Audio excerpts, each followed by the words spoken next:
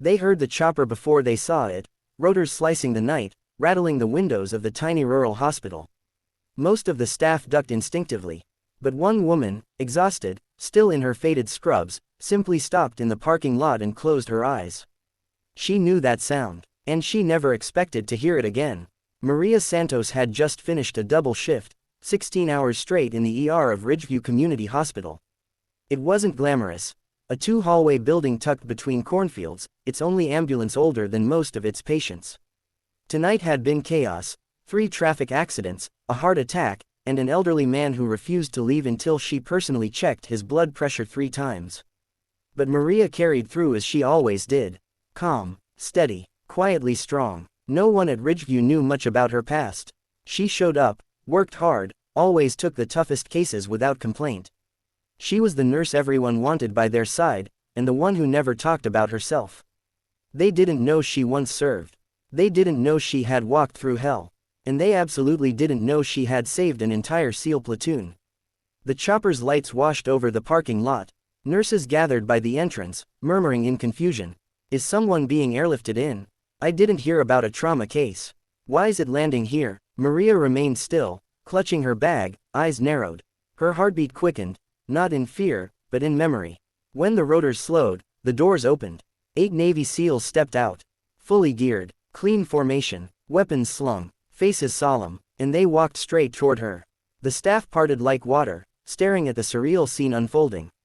Maria stood rooted, breath tight, as the men approached. At their front was a tall, broad figure, Commander Luke Rayner. Bald, steely-eyed, and built like a wall. He'd been the toughest man she'd ever met, and the one who owed her more than anyone alive. He stopped 3 feet from her. Then the entire platoon snapped to attention. And saluted. Good evening, ma'am, Rayner said, voice carrying across the lot. Permission to speak freely. Her coworkers gasped. Some whispered. Maria swallowed hard, her voice barely steady. Luke, what are you doing here? We came to return a debt, he said softly. 10 years earlier, Maria hadn't been a nurse. She'd been a Navy medic attached to SEAL Team 9, one of the rare women trusted to run with them. She had proven herself again and again, fast-thinking, fearless, steady under fire. But the mission that changed everything happened deep in the Afghan mountains, when their helicopter went down after a nighttime assault.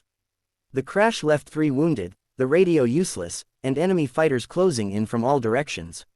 Maria had moved like a ghost, tourniquets, compressions, field stitching, morphine injections, stabilizing the wounded with bare hands and iron resolve. When the enemy reached them, she fought, patched, dragged, covered, and carried. She got all 9 men off that mountain alive. But the price was brutal. Shrapnel tore across her shoulder and back, ending her combat career. The Navy honored her quietly. She asked for no ceremony. She didn't want medals. She didn't want fame. She wanted peace. She left the military, went into nursing school, and disappeared into ordinary life, trying to forget the screams, the blood, the weight of men she carried through darkness. And for 10 years, the SEALs didn't know where she had gone. Until 3 weeks ago, Maria had treated a patient in the ER, an older veteran with signs of severe pneumonia. She stayed late, stabilized him, saved him. She never knew his son was also a SEAL, and one of the men from the mountain. When he recognized her name on the chart, everything began to unravel. Behind Maria, her coworkers whispered. Why are they calling her ma'am? Did she work for the Navy? Is she in trouble? Rayner shook his head. We came to thank the woman who saved all of our lives. He nodded at the men behind him. One stepped forward. Sergeant Cole Turner. Back then, barely 20, bleeding out when Maria had forced her own hand onto a wound until her fingers went numb. He held up a small wooden box. We know you don't like recognition, he said, voice thick, but this belongs to you.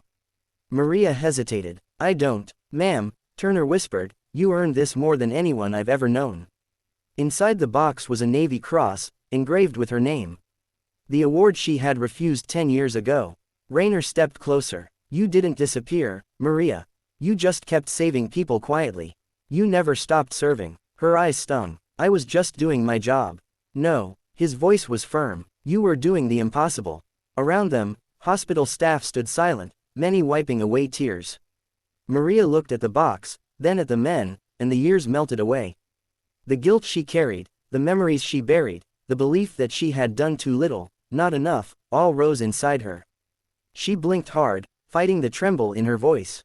I didn't save you so you could thank me. I saved you so you could go home. Raynor nodded. And we came because we needed you to know, you did. One by one, the SEALs stepped forward. Each laid a patch, a pin, or a small token from their career into her hands, symbols of the lives she helped preserve. We stand here, Turner said, because you stood for us. Maria's chest tightened. Tears finally spilled down her cheeks. She had spent a decade healing others. And tonight, without warning, the warriors she once saved had come to heal her. Before they left, Raynor looked around at the astonished hospital staff. You are honored, he said, to work beside one of the finest medics the United States military has ever known. Then the SEALs saluted her once more, boarded the chopper, and lifted into the night sky. The hospital parking lot stayed silent long after the rotors faded. A young nurse whispered, Maria, why didn't you ever tell us? Maria breathed out slowly, the weight lifting from her shoulders at last. Because, she said, voice warm and steady, service isn't about being seen. It's about showing up when people need you. She looked at the wooden box in her hands. And I'm exactly where I'm meant to be.